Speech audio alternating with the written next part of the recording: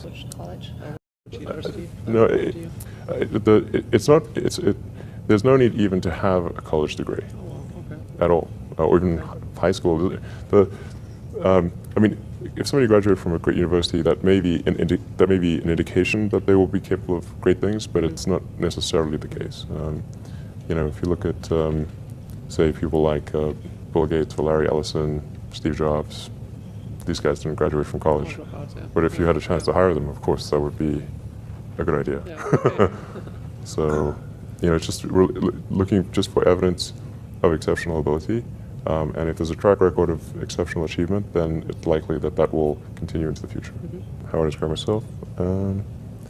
Well, I seem to have a high innate drive. And that's been true even since I was a little kid. Really had a very strong drive. Did all sorts of risky things when I was a kid that why did I do those things? They're crazy. I care a lot about the truth of things and trying to understand the truth of things.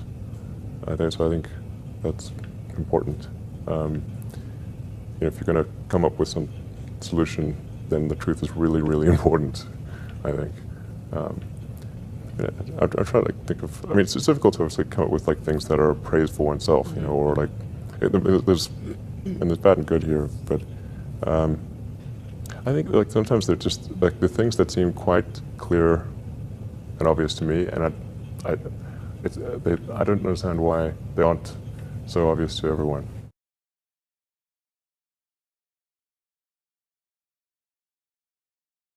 Well, those are pretty different personalities, between Gates and Jobs and Ellison. And success.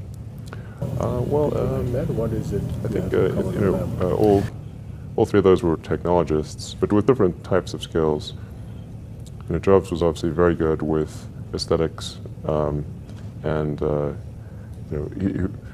he understood technology, of course, and he really understood what people wanted even when they didn't know themselves. And he was not afraid to break boundaries. But Gates would probably be better at sort of raw engineering and technology than Jobs, but not as good on aesthetics. But for all these guys, they're obviously very driven, and they're very talented, and they're able to attract great people to build a company. The ability to attract and motivate great people is critical to the success of a company, because a company is it's a group of people that are assembled to create a product or service. That's the purpose of a company. People sometimes forget this elementary truth, and so if you're able to get great people to join the company and work together towards a common goal, and you sort of have a relentless sense of perfection about that goal, then you will end up with a great product. And if you have a great product, lots of people will buy it, and then the company will be successful. Yeah. Really, it's pretty straightforward, really. That's the reason for it. I wouldn't say I'm fearless. In fact, I think I feel fear quite strongly. But if what we're doing is if what I'm doing is I think is important enough, then I just override the fear. Mm-hmm. So, but it's not as though I feel it more strongly than I would like. And in which areas will you never go full risk if you still are fearful? Well, it really depends on the stakes. If the stakes are high, if it's really important, then we'll overcome the fear and just do it anyway. Mm-hmm. But essentially, drive overrides fear. When I feel the fear, it's kind of annoying. I wish I didn't. Okay. I wish I felt it less. Uh-huh. So,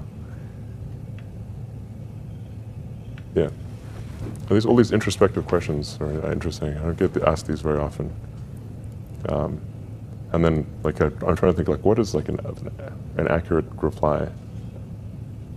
And some of these, it's hard to evaluate yourself in these things. Mm-hmm. Which company you founded was the most risky at the start? Well, probably SpaceX. I thought it had the lowest chance of success. I thought both Tesla and SpaceX would fail at the beginning. You saw it? Yeah, So- sure. Really? Of course. But nevertheless, you put all your money in that, in both. I expected to lose it. Well, technically, what I thought was, well, I'll take half the money from PayPal, and if I lose half of it, that's okay.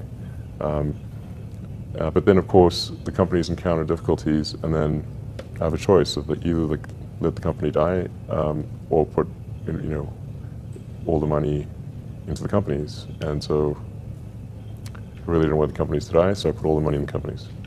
Yeah. And then I had to borrow money from friends to pay living expenses. Yes. What was your best idea ever? My best idea ever? Yeah.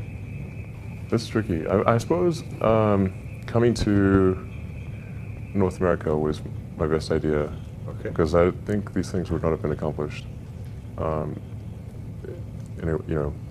almost anywhere else. It's really hard to start a company, but in particularly California, Silicon Valley is very conducive to startup companies, and whenever I'd read books in South Africa, it would seem like the cutting edge of technology was in Silicon Valley, and so that's when I wanted to come in. I wanted to move to this mythical place. Okay. And are there things you regret having done or for not having done so far? Well, there's lots of things that, when life is short, and there's lots of things that could be done that one can't necessarily do. And these really are introspective questions. I think, overall, I think I'm pretty happy with where things are. It's hard not to be, honestly. Okay. Things are in a good place right now, and I'd like to, looking ahead, I'd like to see humanity go beyond Earth and have people on Mars. That would be really great. And to see widespread adoption of electric vehicles and renewable energy. These are great things. And I think those would be really, really cool.